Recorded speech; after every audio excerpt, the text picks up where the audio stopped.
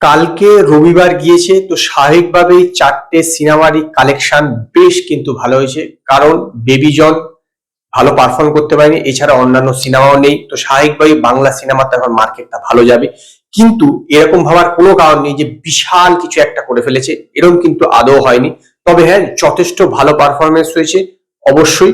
কারণ হচ্ছে যে দেখুন, এতদিন পর 14 আর 3 নম্বর 17 নম্বর দিনের মাথায় যে পারফরমেন্স করেছে খাদান বা সন্তান বা চালচিত্র বা 5 নম্বর স্বপ্নমালে, সেটা কিন্তু মানতে হবে এক কথা অবিশ্বাস্য। হ্যাঁ, এটা আমি বলতে পারি যে কতগুলো হাউসফুল গিয়েছে বা কত কি গিয়েছে সেই বিষয়ে কিন্তু কিছুই জানা যাচ্ছে না, কিন্তু তথাপি যে কালেকশনে মোটামুটি রিপোর্ট উঠে আসছে সেটা কিন্তু যথেষ্ট ভালো। এর আগের দিন আমি বলেছিলাম যে সম্ভবত 12 কোটি টাকা যদি হয়ে থাকে, তা 12 কোটি টাকা ধরে নেওয়া যেতে পারে যে কালেকশন করেছিল। তো গতকালকে কত করেছে খাদান?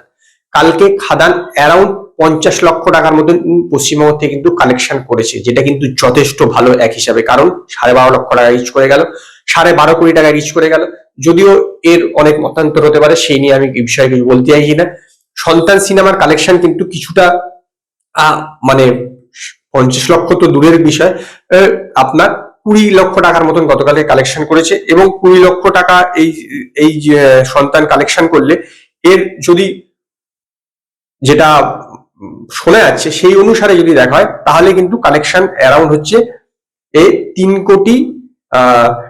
কোটি ধরুন আপনার 75-এর মতন হয়। কিন্তু আমার মনে হয় না 3.75 কোটি হয়েছে। আমি এর আগে বহুবার বলেছি যে এর কালেকশন হতে পারে আপনার অ্যারাউন্ড 3-10 পাস হতে পারে, কিছুটা তো প্রত্যেকেই বাড়িয়ে বলছে। চালচিত্র সেও যেরকম কালেকশন ছিল আগে 60 লক্ষ টাকা মতন, সেইটা গতকালকে প্রায় 5-6 লক্ষ টাকা মতন হয়েছে, তাহলে হচ্ছে আপনার 65 লক্ষ।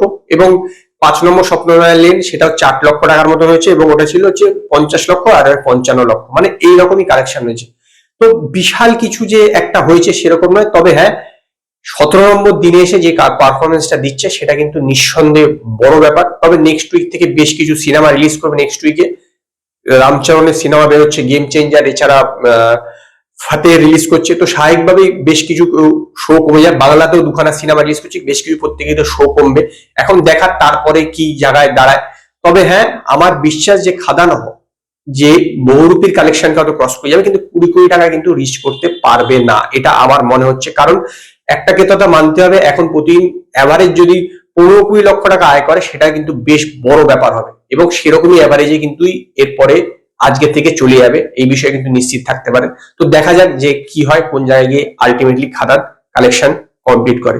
তো আজকে এই পর্যন্ত। যদি আপনাদের এই ভিডিওটি পছন্দ হয়, ভিডিওটিকে লাইক করুন, কমেন্ট করুন, শেয়ার করুন।